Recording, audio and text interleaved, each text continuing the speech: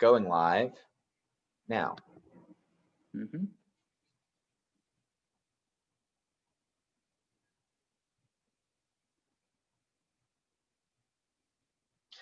Good afternoon, everybody. This is Jake Wynn of the National Museum of Civil War Medicine coming at you for the next in our series of live programs that we have been doing, stretching back to March of 2020, coming up on a year now of doing these regular live events through the museum's Facebook page. I'm joined today by my good friend and colleague of sorts, Pete Miele up at the Seminary Ridge Museum. How are you today, Pete?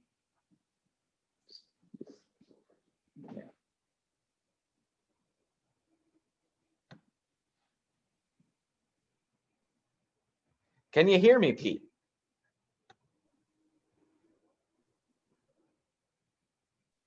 Can, yeah, we're going in and out to now. All right. Well, all of a sudden it decided to not our connection decided to not be great. Can you hear me now, Pete? I can hear you. Yes. Thank you, Jake. Okay. Sorry about that. Just so you folks know, I am streaming from Washington, D.C., and because of everything going on here with the inauguration, things are a bit slow on the internet side. So bear with us today. We'll do our best to make sure that the stream is as okay as possible, but just bear with us. And it probably means that a lot of people logged on. That's what I was thinking. Exactly. We've got 50 people here so far, which is awesome. So we'll get rolling with the program today. I just want to give a brief introduction to how these programs work. You can support us, both the National Museum of Civil War Medicine and the Seminary Ridge Museum and Education Center in Gettysburg. You can support both of our institutions through membership. We'll be posting the membership link into the comments section. That will allow you to go on and onto our websites and support us. We are a nonprofit organization, so that allows you to support directly our missions and the work that we're doing, which we're going to highlight today. Fortunately for us, we both, myself and Pete and our staffs at our different institutions work together really closely. And this seemed like a natural partnership to be able to show all of you how we work together. In this case, looking at the artifacts that our institution in Frederick, Maryland shares with the Seminary Ridge Museum in Gettysburg. So this is a great way of kind of working together, sharing our audiences. We're on live now on both the Seminary Ridge Museum Facebook page and the National Museum of Civil War Medicine page. You can also help us by donating to our institutions. You'll find links to that in the comment section just a bit as well. And you can also help us just by simply liking and sharing the video. That allows more people to join in the conversation. And we want this to be a conversation. So myself and Pete are going to be talking today, but we're also going to be interacting with the comment section. Now, Pete won't be able to see this because he's on an iPhone, and he's going to be squiring us about the Seminary Ridge Museum itself. But I'll be here reading the comments, reading what you all have to say. I see some folks are already saying where they're from, which is awesome. If you have any questions for myself or for Pete, we are happy to answer those questions. So feel free to throw those into the comments section because there's two of us today, and I'm monitoring the feed here in DC. We'll be able to interject more of those comments into our conversation. So if you do have questions, please feel free to use the comment section. It's a great way to answer any questions you might have and have a say in the conversation that myself and Pete are going to have today. So with all of that being said, I'm going to throw it over to Pete to give a kind of introduction to the Seminary Ridge Museum, where he's at right now, and get us started today. All right, thanks, Jake. So we are in Schmucker Hall, which was constructed in 1832 here on Seminary Ridge, just to the west of Gettysburg. And this is the first building that is constructed here, the first home of the Lutheran Seminary at Gettysburg. And if you're a Gettysburg buff, if you're a Civil War buff, this is one of the most important buildings during the Battle of Gettysburg, especially during the first day of the Battle of Gettysburg, when the cupola on top of this building, which you can go and visit today, well, not today, closed, but you can go and visit it when we're open, was used as a lookout by Aaron Jerome, signal officer, and Brigadier General John Buford of the United States Cavalry as they're making their preparations to defend the town of Gettysburg from the Confederates who are going to enter town along the Chambersburg Pike on the morning of July 1st, 1863. As the building is being used for that purpose, and the first elements of the Union infantry under General John Reynolds are coming up to Gettysburg at about 9 o'clock in the morning, this building is being turned into a field hospital. Surgeon George New of the 7th Indiana Infantry is going to look at this building and deem it as a field hospital, and it's going to quickly start to fill up with patients. And the building is going to serve as a hospital for the next 2.5 months. So today, we look at the entire third floor of our museum is focused on what is going on in this building between July 1st, 1863 and September 16th, when the last patient leaves. And we have documented names of over 400 soldiers who are in this building during those 2.5 months. And there may be as many as 600 or 700 that are in the building and on the grounds around during that time.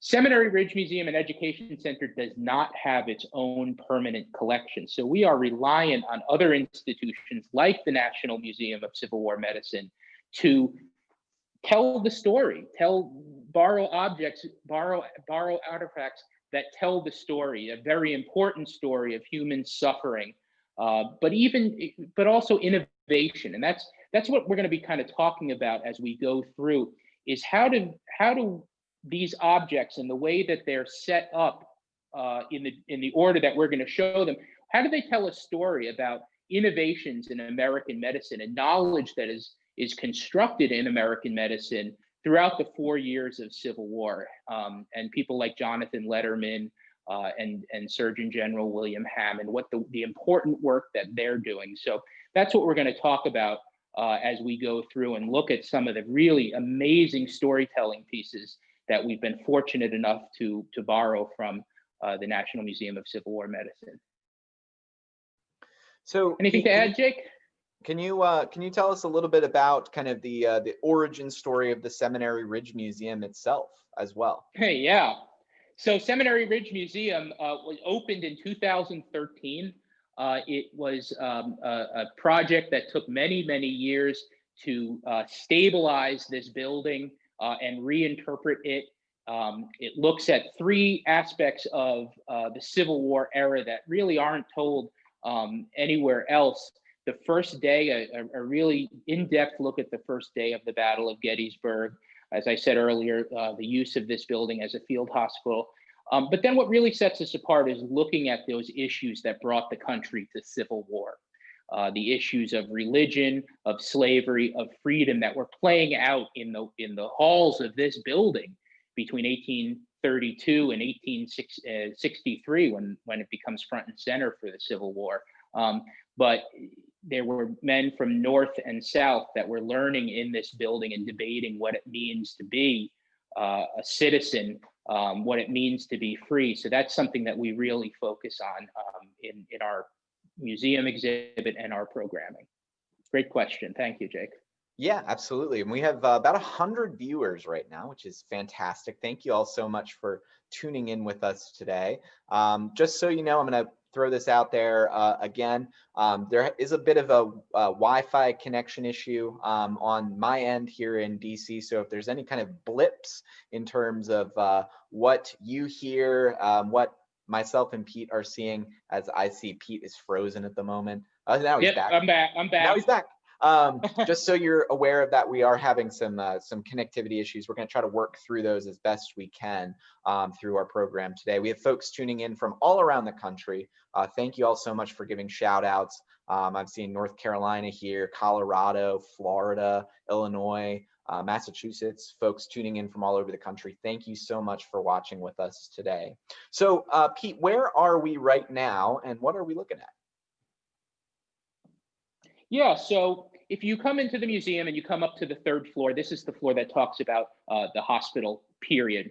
And each room, and we're going to go through a couple of rooms today, talk about a different aspect of a wounded soldier's experience. And this is set up in a very deliberate manner. And the room that we're in right now is called the Wounded Room. And basically, what we're looking at in this room, and I'll talk about some of the amazing objects in this case next to me, is what is happening to a soldier from the moment that soldier is wounded until he enters a field hospital and before he's receiving care at the hands of an operative surgeon.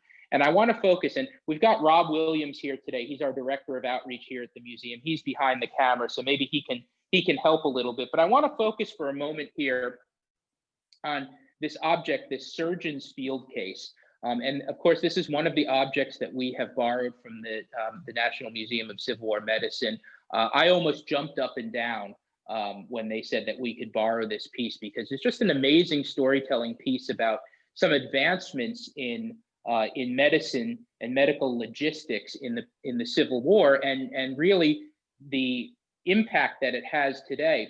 What we have here, and this is, we know who carried this object and where he carried it here at Gettysburg. And Jake might be putting some pictures up by now, but we know that Jacob Tomer, who's a hospital steward from northwestern Pennsylvania, is carrying this object here at Gettysburg. He's the hospital steward of the 3rd Pennsylvania Cavalry, who are fighting out on East Cavalry Field on July 3rd. But what this would be something that a hospital steward or an assistant surgeon could bring to a temporary aid station or a forward first aid station, a temporary depot.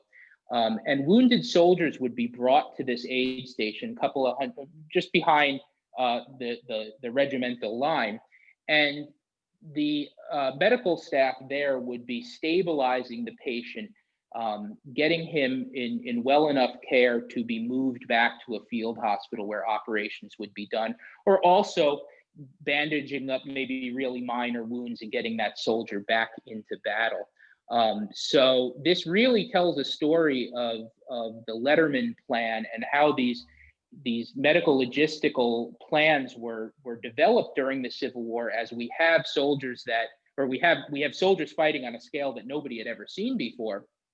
And the need for what it really amounts to emergency care right behind the line of battle. These are the forerunners of EMTs, EMS service, EMS today, and we can talk a little bit about what's in there. Jake, you have the label on the inside, which we don't have displayed right now, but you can see that there's some bandages in here. There's scissors.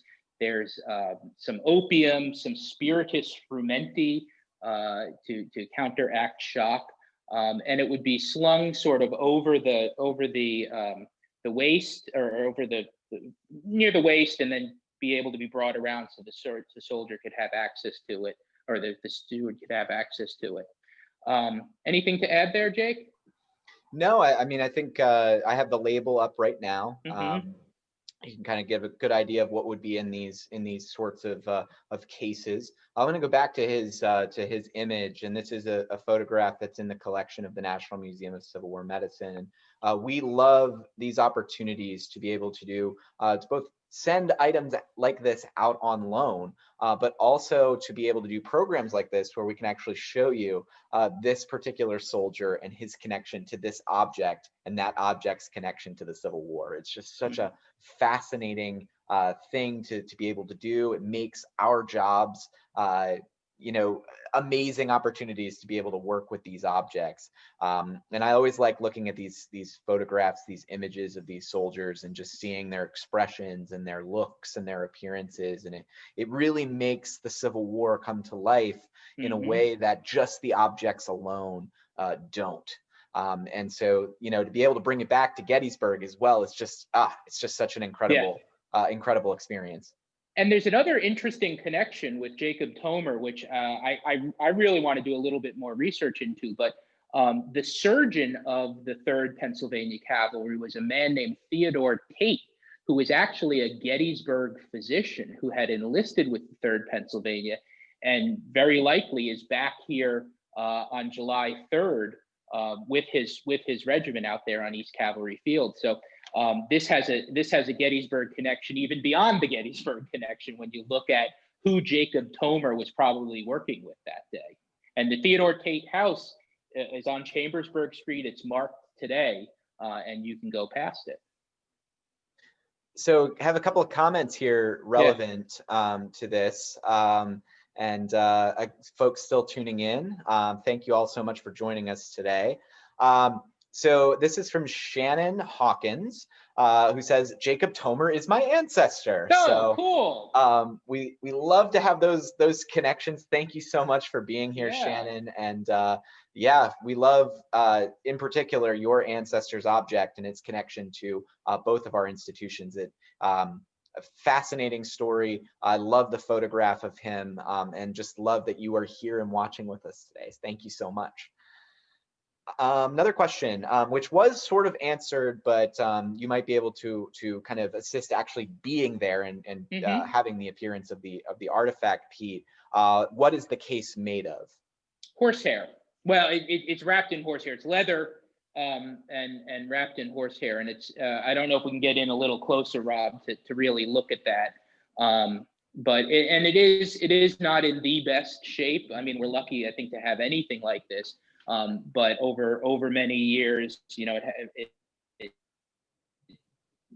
it's kind of disintegrated a little bit. But we're certainly, both of our institutions, caring for it well right now. All right. So what else do we have in the case there, Pete? Yeah. So if we want to pan a little bit to the right here, you'll see two items that we've borrowed from you all. One is the hospital steward's manual. Hospital steward, there's really not a full analogy to that today, but you know, this is a hospital administrator, this is a pharmacist, this is a dispensary person. You know, an important part of the medical staff of a regiment or of a hospital. And, you know, looking through this, and actually what's really cool is that if you can read mine today, it's in the public domain and on Internet Archive, and you can see some of the work managing a hospital and managing prescriptions that these hospital stewards are doing. And so being that Jacob Tomer was a hospital steward, we have a manual that likely he would have read or had with him right next to that. And then right below it is one of the coolest objects I've ever seen, is a dozen field tourniquets from the US Hospital Department, still in their case, still in, you know, packaged up and ready to be used. And tourniquets, even really rudimentary tourniquets, even just pieces of stick and hang, are used to the Civil War.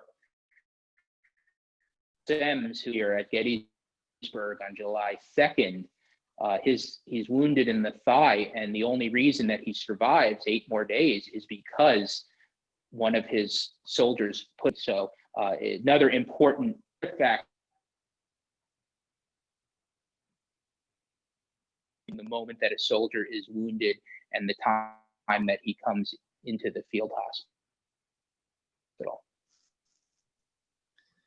All right, well, you guys were breaking up a little bit there on my end, at least, and you're also vertical at the moment. So we're vertical at the moment. Yes, we're going to try to fix that. Sorry, we moved the camera back, and we may have.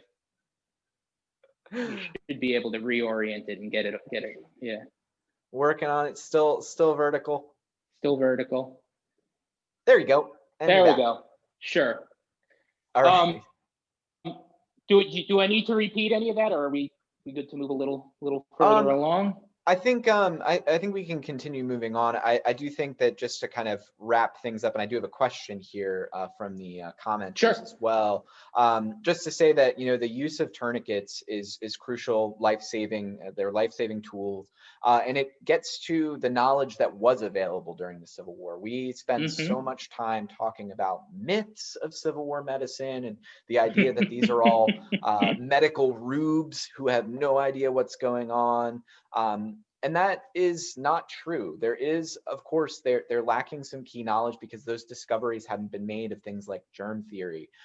But they do have an understanding of many of the functions of the body, and understanding that stopping blood loss is going to be crucial to saving lives. And so these tourniquets are going to be used in the operating room. We know of soldiers on the battlefield making makeshift tourniquets as well to stop the flow of blood. This is knowledge that was available during the Civil War and was used to save lives on the battlefield, in the operating room, in the hospital. So it's crucial, again, to understand that that knowledge did exist in the 1860s.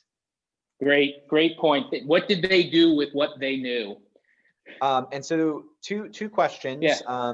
One is from Shane. Were medical supplies left behind on a battlefield as much as other supplies? We know of, he uses the example of muskets, clothing, ammo, etc. Were medical supplies left behind on the battlefield?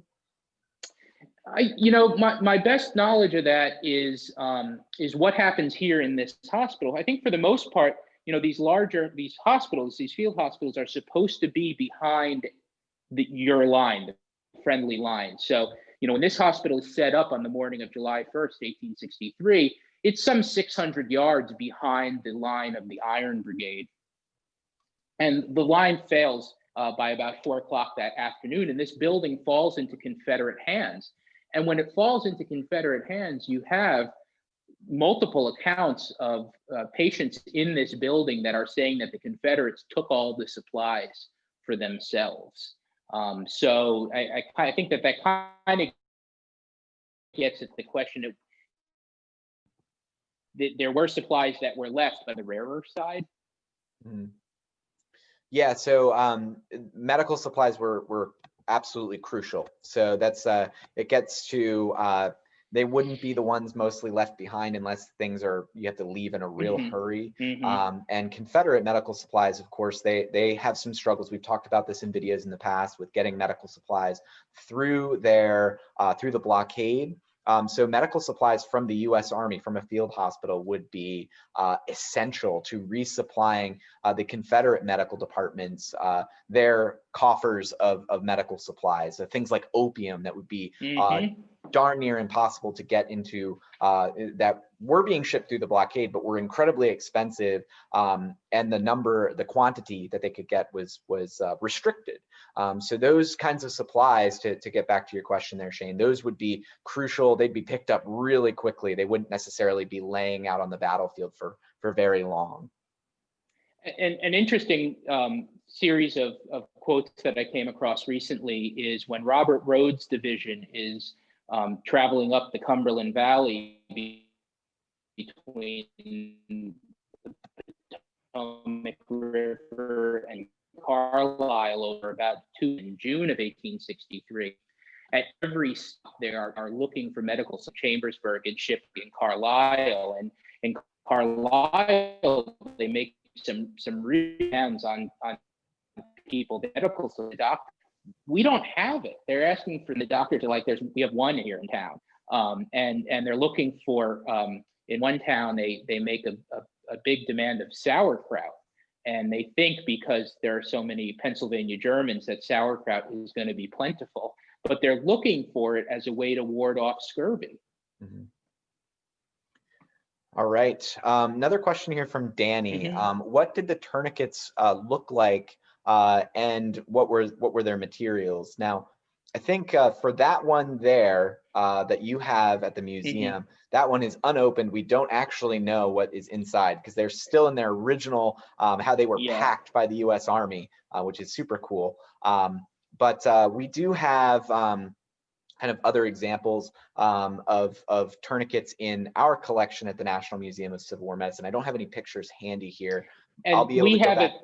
in the amputation kit in the next room that we're going to go to, and maybe that's a good reason to go. Let's do it. There's one in there. So let's take a walk. As we move to the next room, I just want to show, if you haven't been to Seminary Ridge Museum and Education Center, this is one of the displays, and I just set the alarm off because my arm was too far in there.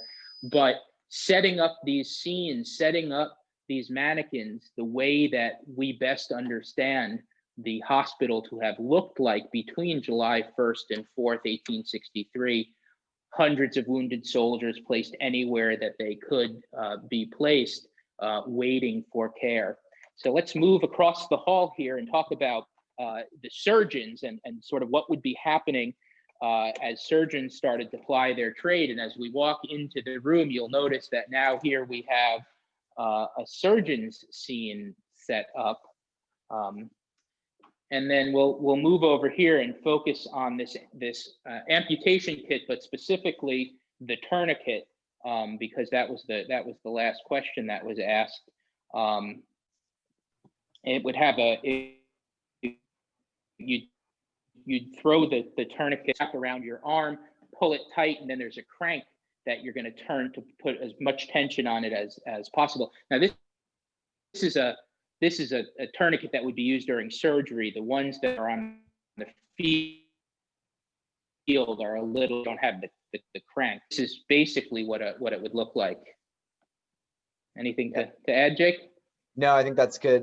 There are different varieties of tourniquets back during the Civil War, and as I mentioned earlier too, that the soldiers themselves, unlike soldiers today who, as a result of changes made to policy in the 21st century, where soldiers have these kinds of personal medical devices, things like tourniquets that are readily accessible. These tourniquets that were made by the medical department or for medical department were for medical personnel. They were not distributed to soldiers amongst the ranks. This is why the soldiers on the battlefield have to do makeshift tourniquets, if they make tourniquets at all, because they don't have them.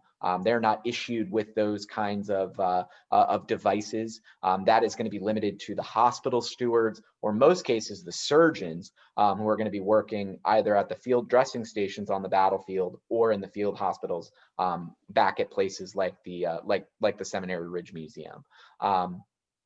I just wanted to add that in there. So, I know you're frozen on my end there, Pete. Can you hear me?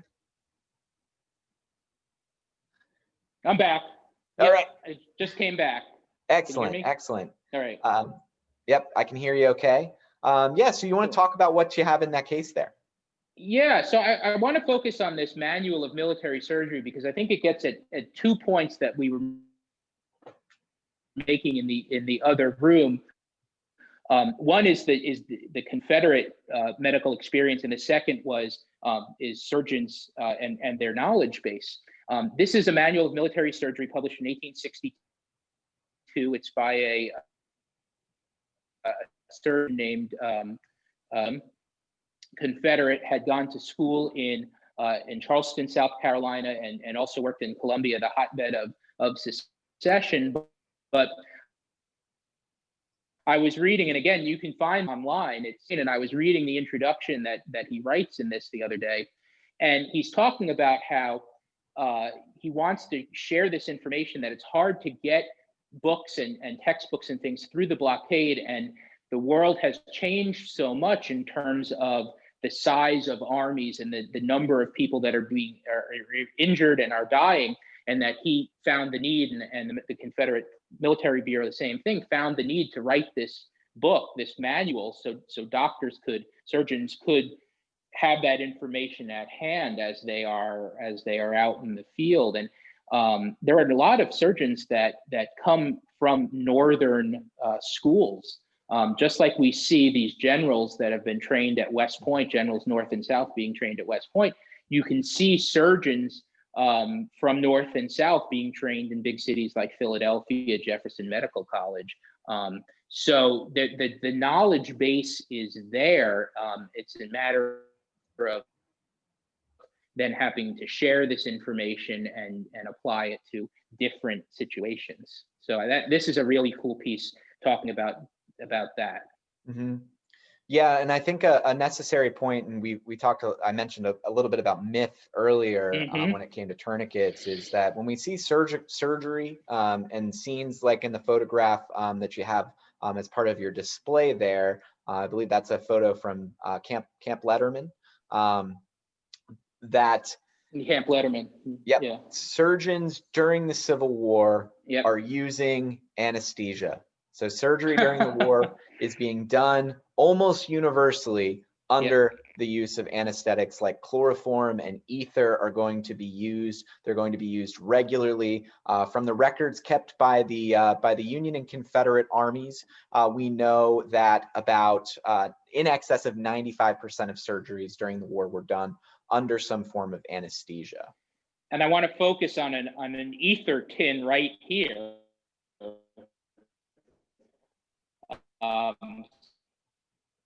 So we're talking story here, then using it ways just through like. Hey, just want to give a. Still with me? Yeah, sounds like you broke up a little bit. Could you? Well, we'll get you back. Your hand is still frozen on my stream. This ghostly hand sticking out. Let's see what we'll get you back there, Pete. In the meantime, as we wait for their connection to improve. Oh, there he is. There we go. We got you back. Here we are. Sorry about that. Yeah, no worries. Could you give us a bit on the ether tin that you guys have there? Yeah, I mean, just that it's one of those storytelling pieces from the Albany Chemical Company in Albany, New York. But it's, again, one of those storytelling pieces that shows that ether and chloroform are being used during the Civil War. As you were saying, in excess of 95% of surgeries are being done under some sort of anesthesia. And it's really getting at dispelling those myths. The other tool that we use, no pun intended, here to start dispelling those myths is the surgical kit, the amputation kit. And when sometimes I've talked to people who think that an amputation is basically you take a saw and you start cutting and that's it. And it's really an intricate process that takes a lot on the part of the medical practitioner, and the idea of trying to leave the patient with a clean stump that can then be used on with a prosthetic. So it's if you just use the saw, the person is going to bleed out. They're going to be left with a jagged wound that's never going to heal. And it's not just butchers, that these are well-skilled, well-trained, experienced people that are performing these actions. So you can see the knife in there, you can see the tourniquet in there, and tools that would be used to perform an amputation. Great points, Pete. I think it gets forgotten too much just how experienced these surgeons are going to become during the Civil War, and they're going to be considered around the world as some of the most experienced surgeons because of how many amputations and surgical operations they're going to perform during the conflict. So we have two comments here I'd like to address. Sure. One comes from Gary. I'll let you have first swipe at this one. Did soldiers get any first aid training, or was it all from their personal knowledge? That's a good question. I know that soldiers are being told to put tourniquets in their, carry a handkerchief and a stick of wood to create their own tourniquets. Beyond that, I think it's you look at some recent scholarship talking about that there's this idea of self-care that soldiers are bringing with them. Do you know? I'm not sure if there's any classes or anything that they're being taught. As far as my understanding is, no. That there was learning in the field. about Mm-hmm. how to bandage a wound. Those sorts of things would be learned in the field, but not necessarily taught in any kind of training situation. It's important to remember too, that these soldiers who are fighting, these are truly citizen soldiers.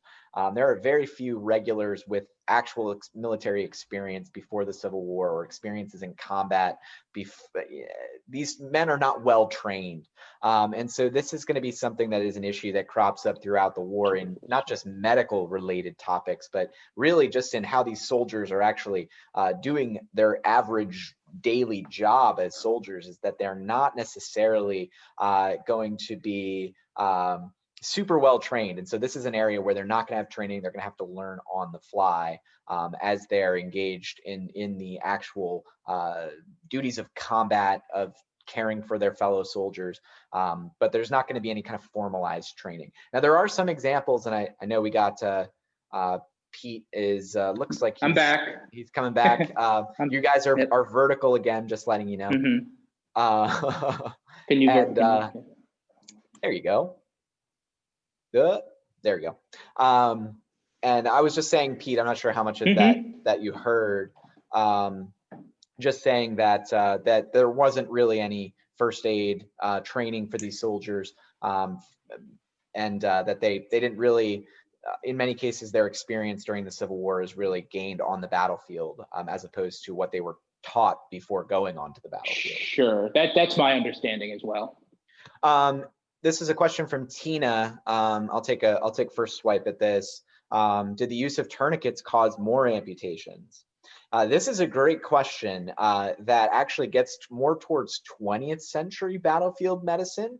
Tourniquets actually go out of fashion for much of the 20th century in the United States military, which is kind of remarkable.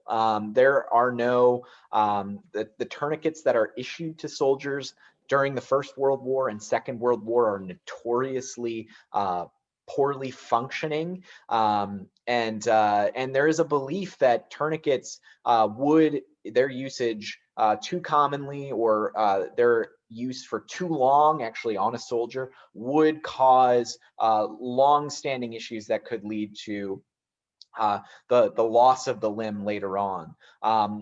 We know now, and there's a whole push. Looks like we lost Pete at the moment, so we'll try to get him back on here in just a second. But this is a really good question, Tina, that U.S. military doesn't really get fully on board with the use of tourniquets and issuing them to soldiers and having them a part of trauma medicine as a regular part of first aid, and getting soldiers through the echelons of care, as they're called, until well into the 21st century. The wars in Iraq and Afghanistan played a really major role in tourniquets becoming more common, both in the military, but now also in the civilian world, where we see tourniquets becoming much more common. I'm going to keep on going down through the questions here, which we have great questions. This one's from Peter. Confederates used the seminary as a hospital. Let me see here. We know do we know from what units? When did the Union retake the seminary and use it for a hospital? Well, I'll wait until we get Pete back into the chat here, back into the live video, but I can answer the second question. So the Confederate forces take the hospital on July 1st. They're going to occupy the seminary for the remainder of the battle. They're ultimately going to leave the battlefield and evacuate on July 4. They're going to turn the hospital is going to be left and evacuated, and Union Army will take control. And we have Pete back. Welcome I'm back. We're back, and we actually we relocated a bit to try to get closer to the Wi-Fi and get into the last room. So hopefully, I don't know what's going on. So I do apologize about that. No worries.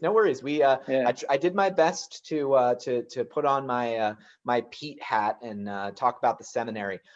There's a question here from Peter. He asks, Confederates used the seminary as a hospital? ? Do we know from what units? So we do know that there were some Confederate soldiers that are in the building. from the probably mostly the time that this building is a general hospital, from about the middle of July until September of 1863, as they're starting to consolidate hospitals in Gettysburg. And this is this and Camp Letterman out on the York Road are two of the last hospitals that are going to be in existence in Gettysburg. So as they are consolidating, Confederate soldiers start to come in here, and there are soldiers from all different Confederate regiments.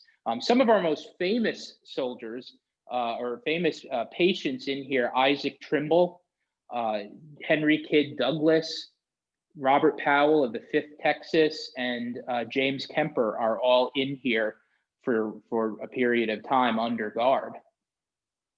Excellent. I think that answers.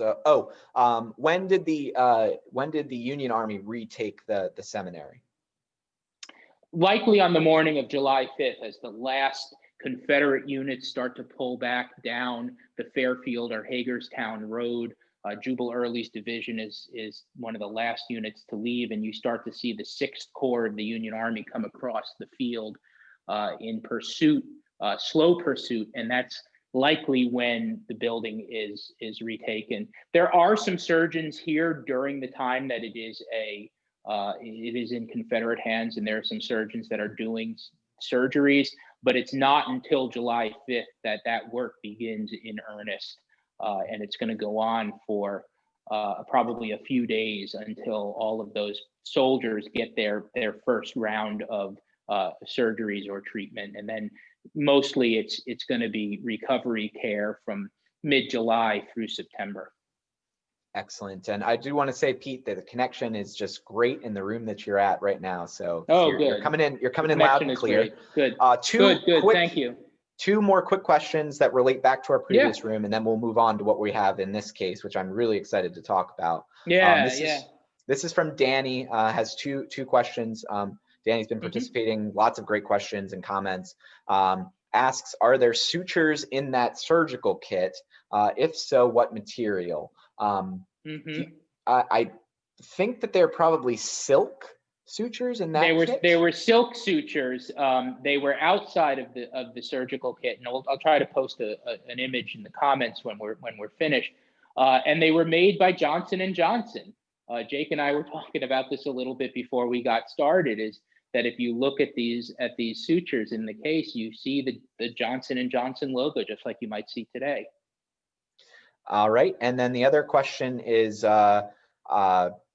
then asks about the final repair of stumps, whether that was performed in a field hospital like this or at a hospital more in the rear. I'll take this one. Sure.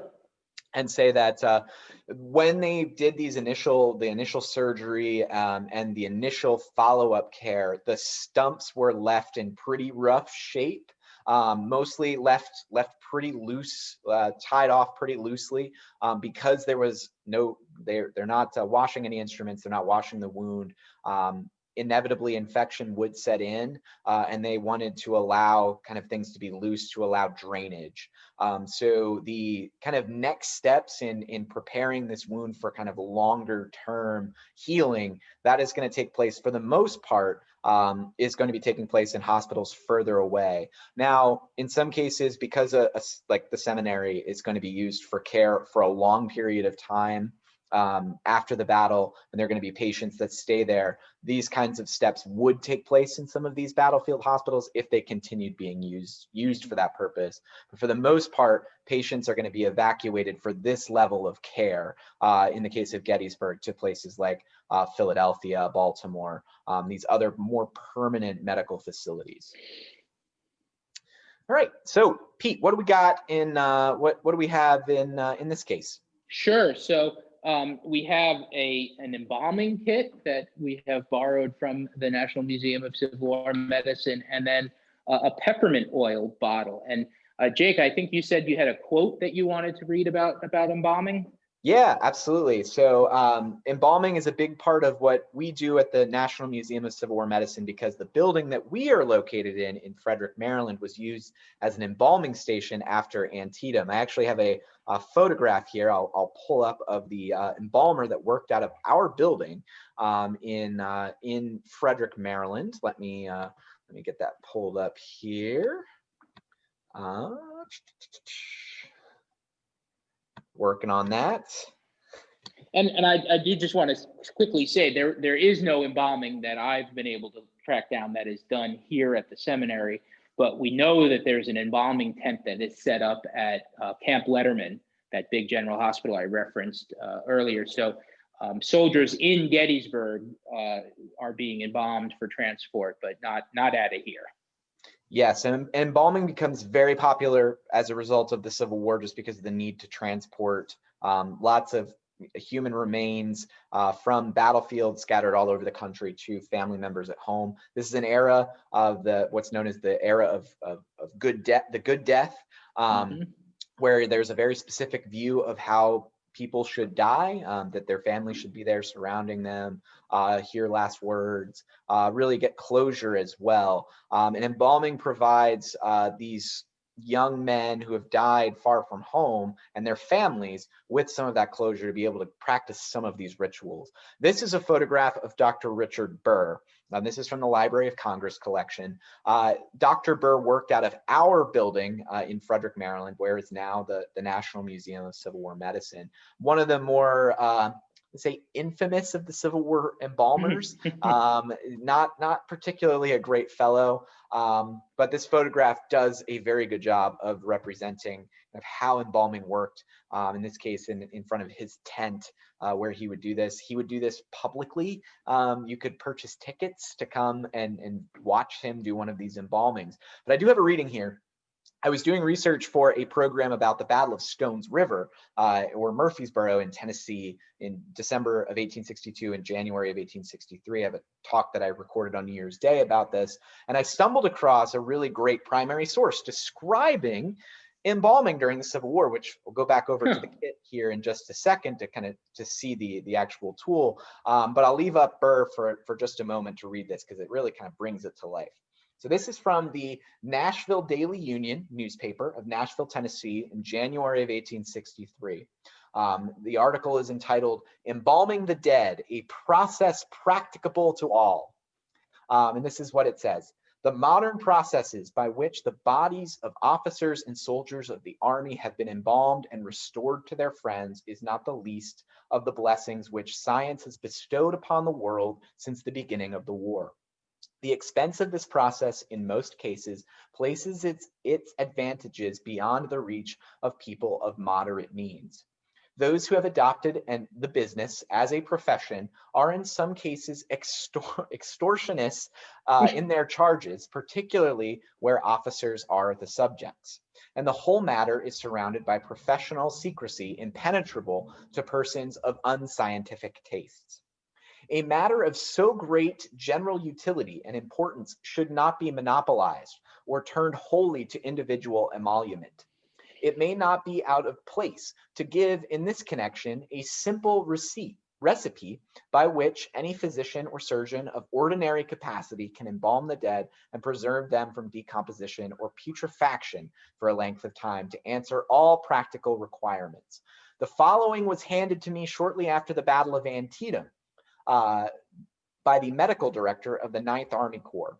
The liquid chloride of zinc injected into the cerebral or femoral artery will preserve bodies from decomposition or putrefaction for a great length of time. The mode of obtaining this liquid is take, say, 1 quart of hydrochloric acid in an earthen vessel and add small pieces of zinc until reaction ceases. The liquid may be diluted in the proportion of 1 part to 4 of water. From 1 quart to 3 pints of this dilution, chloride of zinc will be sufficient to effect the purpose required." So good detail there. And actually, I've never heard kind of a analysis of the process and describing the ingredients involved. It was a fascinating document that I came across recently, and just wanted to add that into the mix of this conversation. Wow, thanks for sharing that. That's amazing.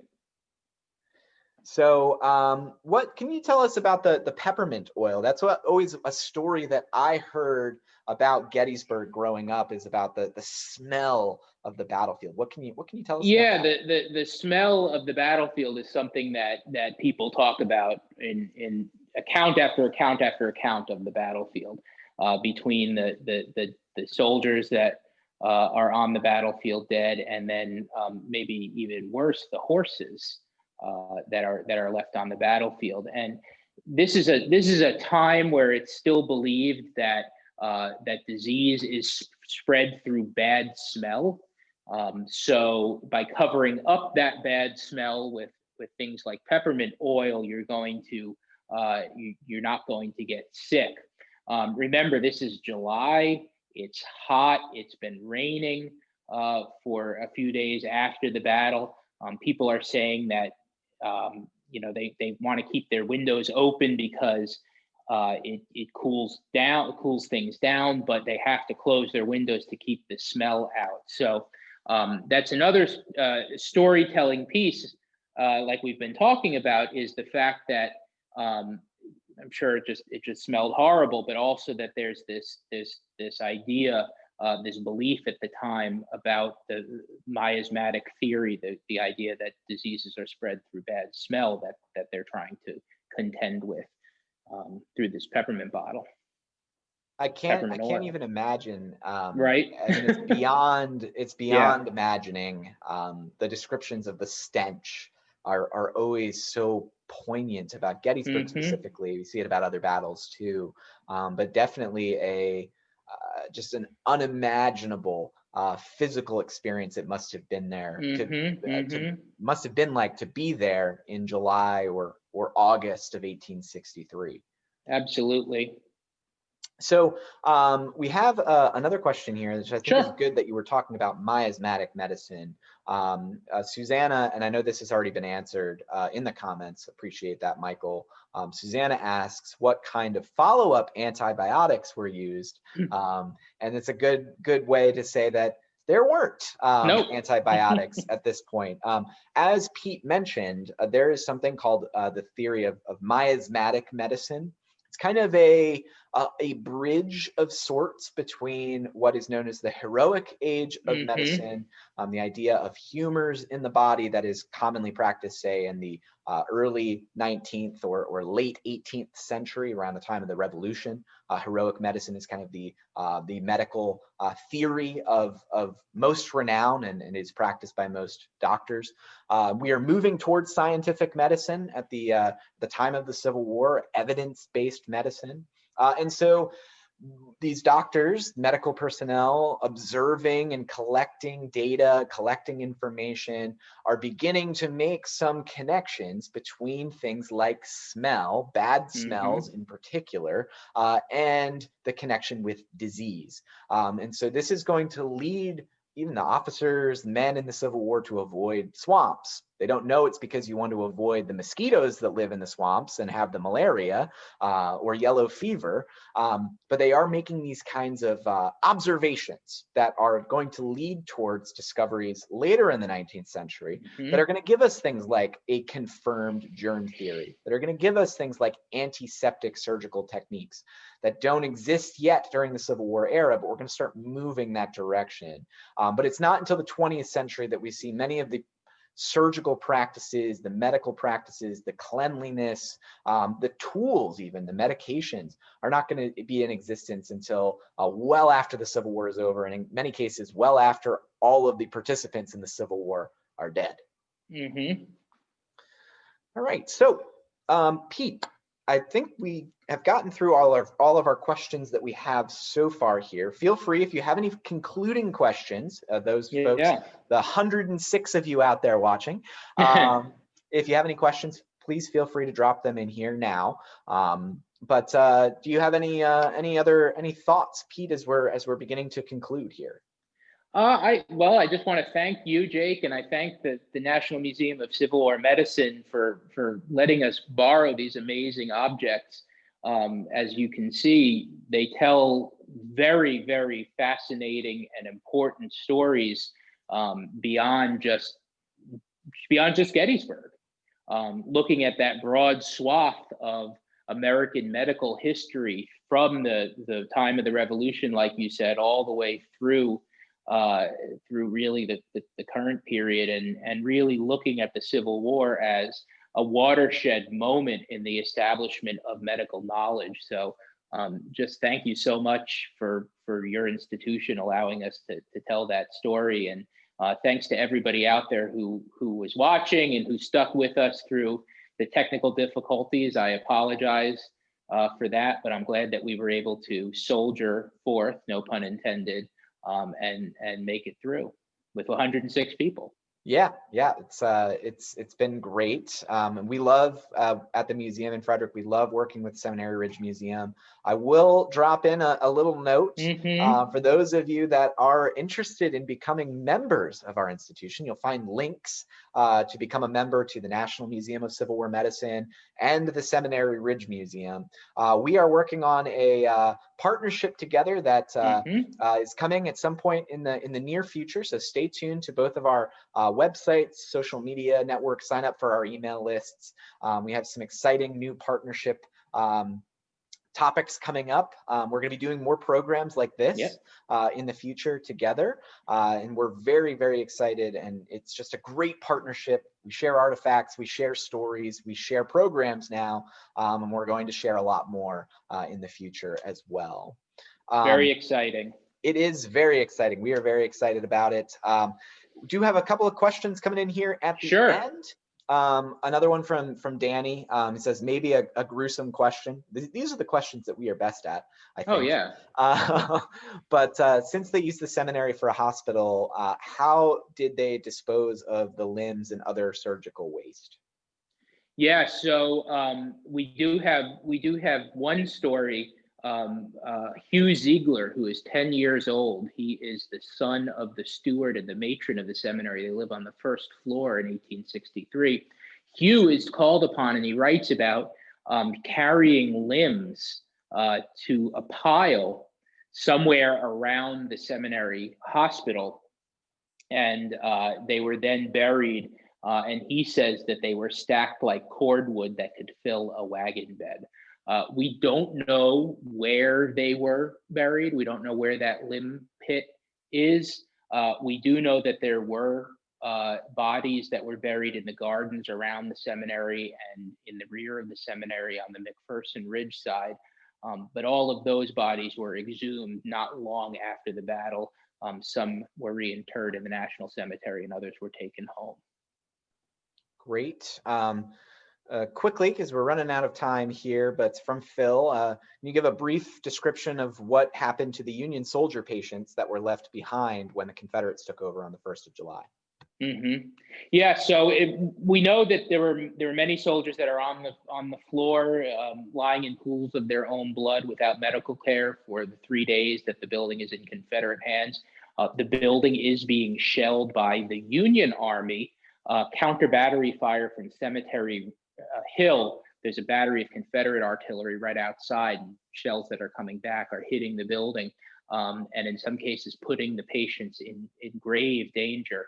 But that's sort of what we know. There are some great diary entries and letters from that period, and that there's more of a rabbit hole we could go down with that, but I know we're running short on time.